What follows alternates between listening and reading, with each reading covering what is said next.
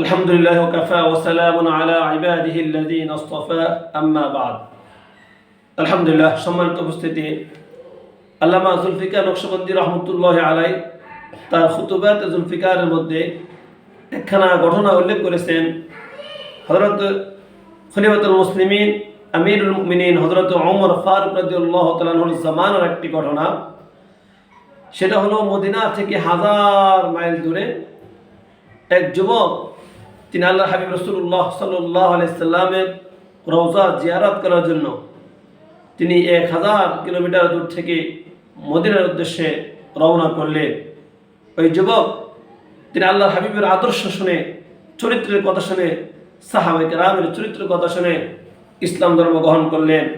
ওই যুবক চিন্তা করলেন, আল্লাহর হাবিব দুনিয়াতে নাই, আল্লাহর হাবিবের সাহাবী হযরত ওমর ফারুক রাদিয়াল্লাহু তাআলা আনহু আছে, আমি ওমরের সাথে সাক্ষাৎ করব, ওমরের হাতের সাথে হাত মিলাবো, ওমরের বুকের সাথে বুক মিলাবো, ওমরের কপালে চুম্বন করব, কারণ ওমরের হাতের সাথে আল্লাহর হাবিবের হাত লেগেছে, ওমরের বুকের সাথে আল্লাহর হাবিবের বুক লেগেছে, ওমরের কপালে আল্লাহর হাবিব চুম্বন করেছে। হযরত ওমর ফারুক রাদিয়াল্লাহু তাআলা আনহুর জমানা ওই যুবক অনেকগুলো আবেগ নিয়ে, ভালোবাসা নিয়ে, স্বপ্ন নিয়ে তিনি মদিনা থেকে 1000 কিলোমিটার দূর থেকে রাসূলুল্লাহ সাল্লাল্লাহু আলাইহি সাল্লামের সাহাবীর সাথে সাক্ষাৎ করবে এবং রাসূলুল্লাহ সাল্লাল্লাহু আলাইহি সাল্লামের রওজা জিয়ারত করবে, রাসূলের ভালোবাসা অর্জন করবে, সেই স্বপ্ন নিয়ে তিনি রওনা করলেন।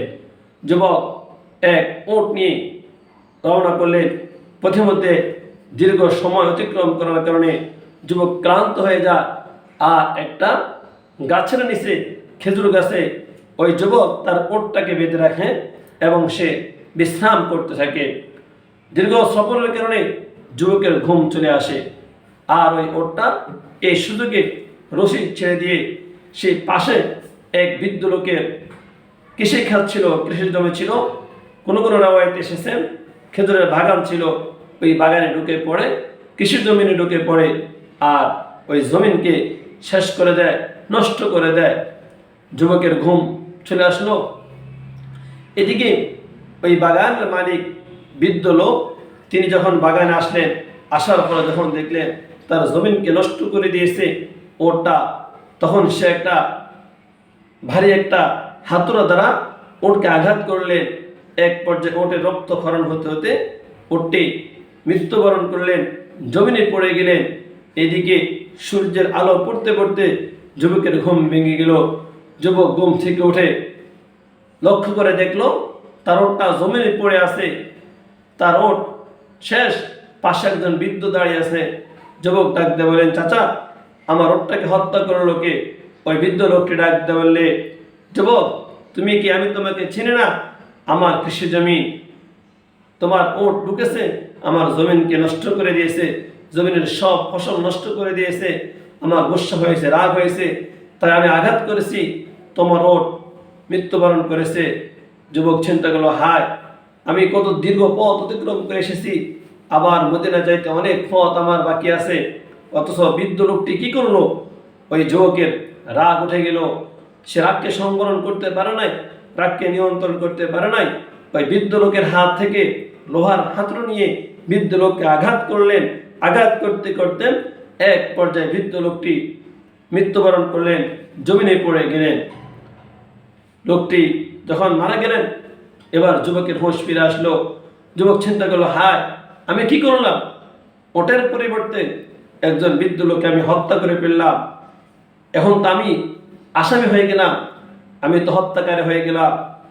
এই হত্যার দায় নিয়ে আমি যদি চলে যাই, কেউ দেখবে না, কেউ জানবে না এই বৃদ্ধ লোককে কি হত্যা করেছে, দেখেছে একমাত্র আমার আল্লাহ। ওই ময়দানে মাহশারে আমার আল্লাহ তাআলার সামনে আমি কি জবাব দিব? আমার মালিকের সামনে আমি কিভাবে দাঁড়াবো? আমি এই গুনাহ নিয়ে আমার রবের সামনে কিভাবে দাঁড়াবো? এবং আমি যদি এই গুনাহের দায় নিয়ে আমার হাবিবের রসুলের রওজাতে গিয়ে সালাম দেই, আমার রসুল আমার সালাম গ্রহণ করবে না, রসুল আমার সালামকে প্রত্যাহার করবে। রসুল বলবে, দূরে যাও, তুমি আমার এক উম্মতকে হত্যা করে আমার কাছে আসছো সালাম দেওয়ার জন্য, আমার ভালোবাসা অর্জন করার জন্য না। আমি গুনাহ নিয়ে আমার হাবিবের রওজার পাশে দাঁড়াতে পারি না, আমি ময়দানে মাহশারে আসামি হয়ে দাঁড়াতে চাই না। আমি আমার গুনাহের শাস্তি নিয়ে দুনিয়াতে শাস্তি পেতে চাই, আমার অন্যায়ের শাস্তি আমি দুনিয়াতে পেতে চাই। মুহতারাম হাজরিন, তার ঈমান তাকে শিক্ষা দিল যে গুনাহ নিয়ে কবরে যাওয়া যায় না।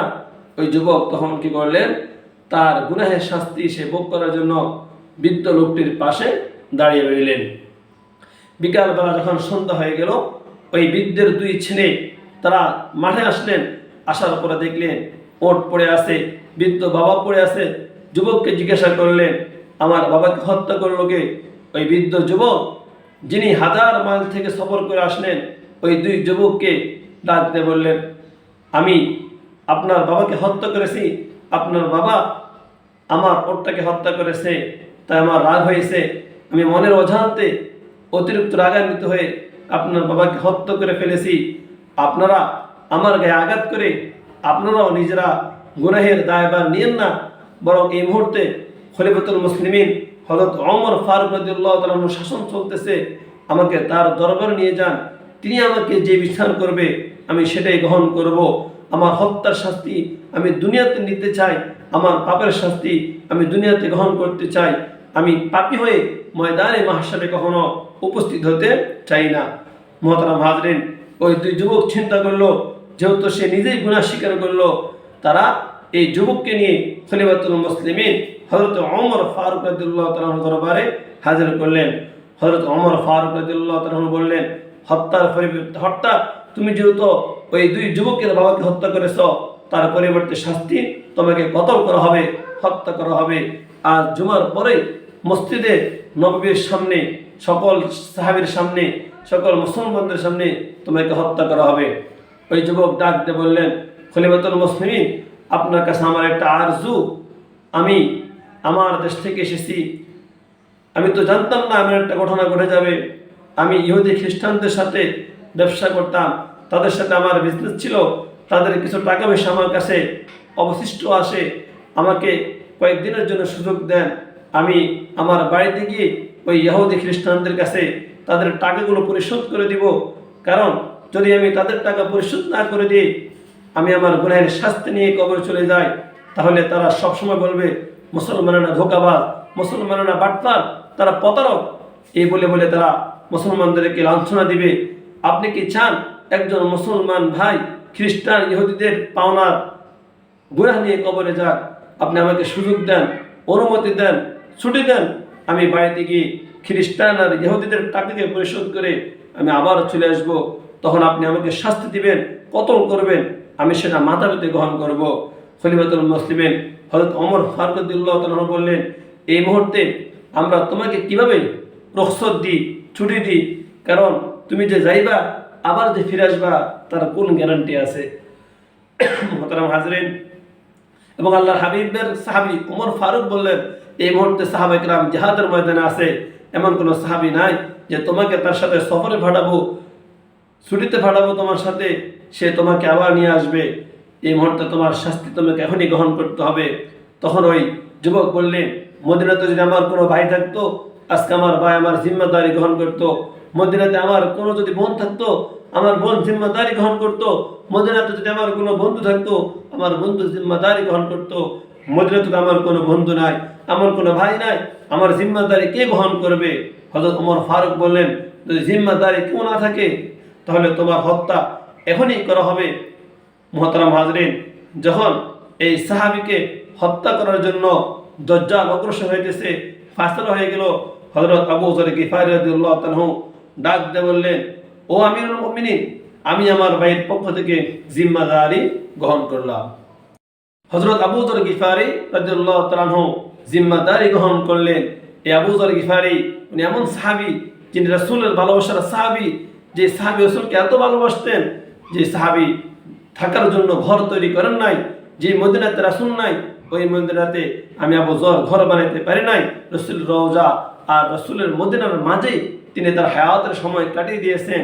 এমন এক সাহাবী আবু যর গিফারী রাদিয়াল্লাহু তাআলা ওই সাহাবীর পক্ষ থেকে জিম্মাদারি গ্রহণ করলেন যে আমার ভাইকে রুখসত দেওয়া হোক, ছুটি দেওয়া হোক, সে গিয়ে ইহুদি খ্রিস্টানদের ঋণ পরিশোধ করে আসার সুযোগ দেওয়া হোক। হযরত ওমর ফারুক রাদিয়াল্লাহু তাআলা বললেন, তিনি যে আবার ফিরে আসবেন এমন কোন গ্যারান্টি আছে? যদি তিনি ফিরে না আসে তাহলে তার পরিবর্তে তোমাকে হত্যা করা হবে। মুহতারাম হাজরিন, হযরত আবু যর গিফারি রাদিয়াল্লাহু তাআলা গ্রহণ করলেন যে আমার ভাই যদি ফিরে না আসে আমার ভাইয়ের জায়গাতে আমাকেই হত্যা করবে, আমি রাজি, আমি এই প্রস্তাবে সম্মতি আছি। হযরত ওমর ফারুক রাদিয়াল্লাহু তাআলা ওই যুবককে 1 মাসের ছুটি দিয়ে বিদায় করে দিলেন আর বললেন, আগামী মাসের প্রথম জুমাহে তুমি চলে আসবা, আগামী মাসের প্রথম জুমাহে জুমার নামাজের শেষে তোমাকে সবার সামনে কতল করা হবে। যুবক বললেন, ঠিক আছে, আমি 1 মাসের ছুটি নিয়ে যাচ্ছি, আমি যত দূর সম্ভব দ্রুত আমি আবার ফিরে চলে আসবো। আল্লাহ হাবিবের সাহাবী আবু যর গিফারিকে ওমর ফারুক রাদিয়াল্লাহু তাআলা ডাক দিয়ে বললেন, ও আবু যর গিফারি, কোন জিনিস তোমাকে এই সাহাবীর দায়িত্ব, এই যুবকের দায়িত্ব গ্রহণ করার জন্য উদ্বুদ্ধ করলেন? হযরত আবু যর গিফারি রাদিয়াল্লাহু তাআলা বললেন, খলিফাতুল মুসলিমিন, আমিরুল মুমিনিন, আল্লাহ হাবিব ইরশাদ করেছেন, আল মুসলিমু আখুল মুসলিম, মুসলমান মুসলমানের ভাই। আমি রাসূলের ওই হাদিসকে জিন্দা করতে চাই, রাসূলের হাদিসের উপরে আমি আমল করতে চাই। আমার এক ভাই, মুসলমান ভাই, তার জিম্মাদারি গ্রহণ করে তার পরিবর্তে যদি আমাকে কতল হইতে হয়, আমার গর্দান কেটে দিতে হয়, আমি তাতেও রাজি আছি। কারণ আমি ময়দানে মাহশারে রাসূলের হাদিসকে জিন্দা করার জন্য, রাসূলের হাদিসের উপর আমল করার কারণে আমি ময়দানে মাহশারে বলতে পারবো, ও আল্লাহর হাবিব, আপনার একজন উম্মতের প্রতি ভালোবাসা দিয়ে তার দায়িত্ব গ্রহণ করে আমি আমার গর্দান বিলীন করে দিয়েছি, আমি আমার গর্দান উড়িয়ে দিয়েছি, ওই বিনিময়ে আপনি আমাকে ক্ষমা করে দিন, আমার জন্য সুপারিশ করুন। অবশ্যই আল্লাহ হাবিব তার এক উম্মতের ভালোবাসার কারণে আমাকে ক্ষমা করে দিবে। মুহতারাম হাজরিন, এদিক দিয়ে ওই যুবক তিনি বাড়িতে ফিরে গেলেন, ইহুদি খ্রিস্টানদের ঋণগুলো আদায় করে দিলেন, বাবার কাছ থেকে বিদায় নিলেন, বাবা চিরদিনের জন্য বিদায় দিয়ে দিন, মায়ের কাছ থেকে বিদায় নিলেন, মা চিরদিনের জন্য বিদায় দিয়ে দিন, আর দেখা হবে না, আর সাক্ষাৎ হবে না। মাগো, আমি অন্যায় করে ফেলেছি, মদিনাতে ওমরের আদালতে আমার বিচার হবে, আমার গর্দান কেটে দেওয়া হবে। মুহতারাম হাজরিন, কান্নার রোল পড়ে গেল। যুবক মা বাবার কাছ থেকে কেঁদে কেঁদে বিদায় নিয়ে ওট নিয়ে তিনি সফর রওনা শুরু করে দিলেন। এদিক দিয়ে 1 মাস শেষ হয়ে গেল, জুমার আজান হয়ে গেল, ওমর খুতবা দিচ্ছে, কিন্তু ওমর রাদিয়াল্লাহু তাআলা লক্ষ্য করে দেখলেন যুবক এখনো আসে নাই। জুমার নামাজের শেষে সমস্ত সাহাবায়ে কেরাম উপস্থিত, সমস্ত মুসলমানেরা উপস্থিত। আল্লাহর হাবিবের সাহাবী খলিফাতুল মুসলিমিন ওমর ফারুক রাদিয়াল্লাহু তাআলা আদেশ জারি করলেন, জুমার নামাজের শেষে ওই যুবকের পরিবর্তে জিম্মাদারি গ্রহণকারী হযরত আবু যর গিফারির গর্দান কেটে দেওয়া হবে। মুহতারাম হাজরিন, পুরা মদিনাতে কান্না রোল পড়ে গেল, কিয়ামতের ময়ট মনে হয় শুরু হয়ে গেল। এমন হয়ে গেল প্রত্যেকের চোখে পানি আর পানি পড়তেছে। হায়, এক যুবকের স্থানে আবু যর গিফারির মতো আল্লাহর হাবিবের প্রিয় সাহাবীকে আজকে হত্যা করা হবে। জল্লাদ অগ্রসর হচ্ছে, 1 পা অগ্রসর হয়, 2 পাও পিছনে দিতেছে। হায়, আবু যর গিফারিকে আমার হাত আজকে করা হবে, গর্দান কেটে দেওয়া হবে। মুহতারাম হাজরিন, পুরা মদিনাতে কান্নার রোল পড়ে গেল। এদিক থেকে এক যুবক ডাক দিয়ে বলতেছে, ওমর অপেক্ষা করুন, ওই যে দেখা যাচ্ছে মদিনার থেকে ওই যে দেখা যাচ্ছে ঝড় তুলে বালু তুলে কে জানি ঘোড়া দিয়ে আসতেছে। ইতিমধ্যে ওই যুবক তিনি চলে আসলেন। যুবক উট দিয়ে মসজিদ নববীর সামনে উপস্থিত হয়ে গেলেন।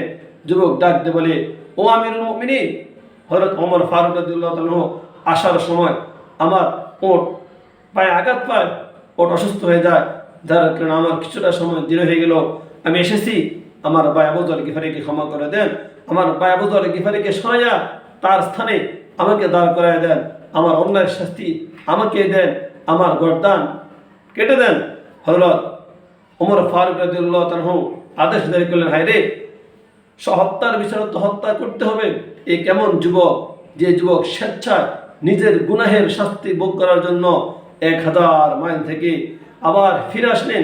এটা তো কোনো সাধারণ যুবক নয়, এটা তো কোনো সাধারণ মানুষ নয়। এরকম মানুষ তো মদিনাতে মনে হয় দ্বিতীয় কেউ নাই, কিন্তু বিচার তো করতেই হবে, হত্যার বদলে হত্যা। হযরত ওমর ফারুক রাদিয়াল্লাহু তাআলা চোখ দ্বারা পানি পড়তেছে, জল্লাদের চোখ দ্বারা পানি পড়তেছে। ওই যুবকের জন্য জল্লাদ যখন অগ্রসর হচ্ছে, জল্লাদের পা থরথর করে কাঁপতেছে। মুহতারাম হাজরিন, জল্লাদ সামনে অগ্রসর হলেন, যুবকের মাথা কর্তন করবে, এর ভিতরে দিয়ে ওই 2 যুবক ডাক দিয়ে বললেন, দজ্জাল বন্ধ করুন। হযরত আমিরুল মুমিনিন ওমর ফারুক রাদিয়াল্লাহু তাআলার কাছে তারা বললেন, ও খলিফাতুল মুসলিমিন, আমার ভাই কখনো স্বেচ্ছা আমার বাবাকে হত্যা করতে পারে নাই। যে মানুষ গুনাহের শাস্তি ভোগ করার জন্য 1000 মাইল দূর থেকে স্বেচ্ছায় ঘোড় সওয়ার হয়ে চলে আসতে পারে, এই ভাই কখনো আমার ভাইয়ের হত্যাকারী হতে পারে না, এই ভাই ইচ্ছাকৃত হত্যা করতে পারে না। আজ থেকে আমরা এতদিন ছিলাম 2 ভাই, আজ থেকে আমরা 3 ভাই হয়ে গেলাম, আমরা মদিনাতে 3 ভাই মিলবেশ থাকবো, আমার এই ভাইকে ক্ষমা করে দিন। মহতারাম হাজরিন, ইসলাম আমাদেরকে এমন শিক্ষা দেয়, কোরআন আমাদেরকে এমন শিক্ষা দেয়, ইসলাম আমাদেরকে এমন শিক্ষা দেয়, এক মুসলমান আর এক মুসলমানের প্রতি কি হবে? সহানুভূতিশীল হবে, দয়াশীল হবে। এক মুসলমান আর এক মুসলমানকে ক্ষমা করতে শিখবে। মহতারাম হাজরিন, ইসলাম আমাদেরকে এই শিক্ষায় দেয়। আল্লাহ পাক আমাদের সকলকে এই শিক্ষা থেকে, এই ঘটনা থেকে, আজকের আলোচনা থেকে শিক্ষা অর্জন করার তৌফিক দান করুক। দুনিয়াতে যতই আমরা পাপী হই না কেন, দুনিয়ার শাস্তি নিয়ে, দুনিয়ার গুনাহ নিয়ে কবরে যাওয়া যাবে না। দুনিয়াতে আল্লাহ তাআলার কাছে ক্ষমা চেয়ে, বান্দার হক নষ্ট করলে বান্দার কাছে ক্ষমা চেয়ে কবরে যাওয়াই হলো একজন ঈমানদারের পরিপূর্ণ ঈমানের পরিচয়। আল্লাহ পাক আমাদেরকে এই ঘটনা থেকে পরিপূর্ণ শিক্ষা অর্জন করার তৌফিক দান করুক। জাযাকুমুল্লাহু আহসানাল জাযা।